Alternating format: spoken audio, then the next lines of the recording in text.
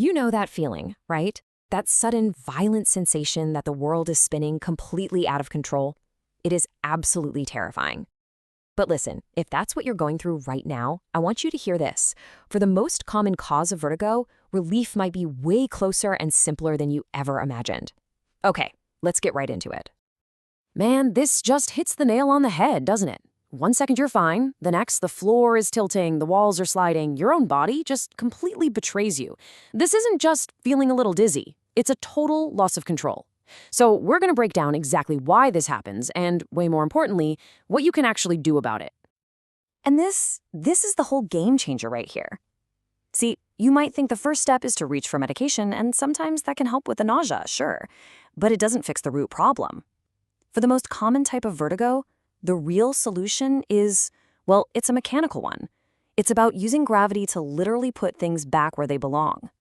So to understand the fix, we first have to pop the hood and see what's actually going on, because the problem isn't in your head the way you might think. Nope, it's a tiny mechanical glitch happening deep inside your inner ear. Okay, so here's the culprit, BPV. You've got these tiny little calcium crystals inside your ear. Just think of them as ear rocks. They're supposed to be there. They help you sense gravity. But sometimes a few of them break loose and fall into one of the canals that's meant to sense rotation. And when that happens, chaos. They send these bogus signals to your brain that scream, "We're spinning," even when you're perfectly still. Now, it's super important to note there are two flavors of this crystal chaos. The one we're really focusing on today is the common one, where those little crystals are just free-floating. With this type, the vertigo hits you like a ton of bricks, but it's over pretty quickly, usually in under a minute. And the good news? This is the type that responds incredibly well to the home maneuvers we're about to show you. So let's just boil it all down to this. You've got ear rocks in the wrong tube. That's it. That's the whole problem. And if a movement got them in there, a different kind of movement can get them out. We're going to use gravity to solve this little 3D puzzle inside your head. All right, here we go. This is the part you've been waiting for. We're opening up the toolbox. These are the specific, proven movements that physical therapists use every day, the ones that can help you take back control. So, which tool do you grab first? Let's figure it out. Ask yourself this. Does the spinning hit you hard when you roll over in bed? And does that intense feeling last less than a minute?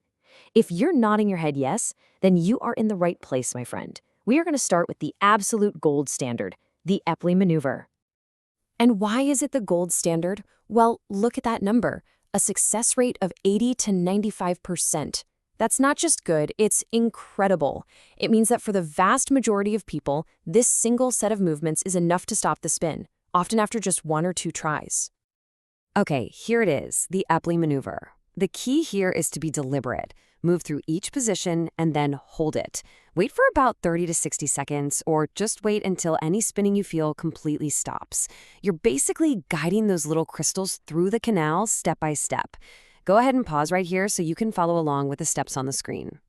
You know, for some people, the Epley can look a little intimidating, especially that part about hanging your head back. And if that's you, don't worry. There is a fantastic alternative that was actually developed by a doctor who had vertigo herself and thought, there's got to be a better way.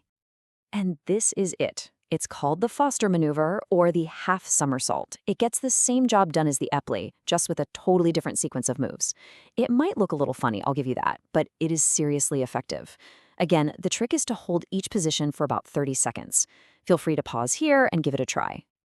And if you need proof that this stuff works, just listen to this story from Alina. She woke up with horrible vertigo on the morning of her sister's wedding. Talk about bad timing. Out of desperation, she tried this maneuver. And she said on that 3rd try, she felt a literal clunk inside her ear. And just like that, the world was stable again. How amazing is that? Okay, before you jump off the couch to try either of these, we need to hit the pause button. We have to talk about safety. This is, without a doubt, the most important part of this whole explainer, so please listen carefully. This is non-negotiable, folks. If you have any significant neck or back problems, do not try these at home. See a professional.